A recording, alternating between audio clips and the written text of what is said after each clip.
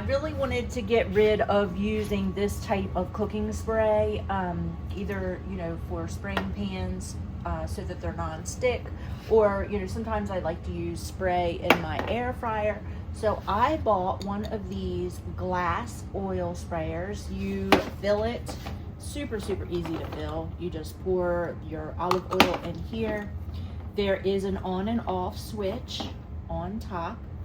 And then here's where the oil comes out.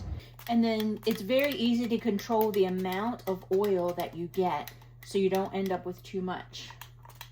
There we go. I can use this to coat salads, chicken, pasta salad.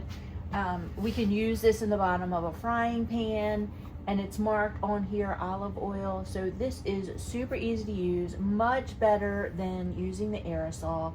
And I can fill it with whatever kind of olive oil I like.